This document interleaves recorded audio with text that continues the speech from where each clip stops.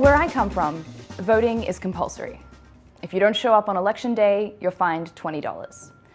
I'm from Australia, where voting, like paying taxes, is part of being an adult and being a citizen. I'm also a citizen of the United States, where voting is not compulsory, and where voter turnout, with a few exceptions, gets thinner with every election cycle.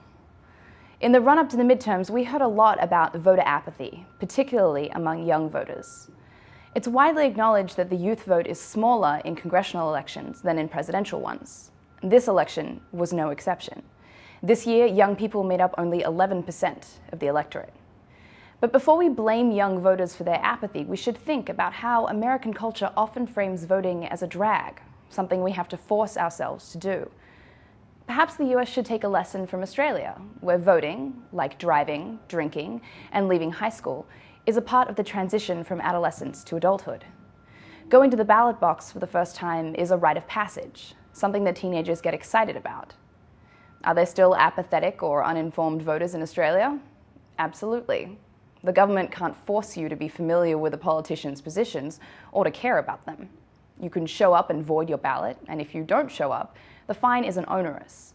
But compulsory voting is grounded in the belief that every Australian has the right and the responsibility to participate in the shaping of the government. Compulsory voting will never happen in America, where people tend to be very attached to their rights and not particularly concerned about their responsibilities. In America, you have the right to be as apathetic and as uninformed as you want. But maybe it's time to think about how we as a culture approach voting and how we teach our young people to respect the struggle of women, African Americans, and Indigenous Americans to obtain that right. In America, no one's ever going to force you to vote, because this is America. No one should have to.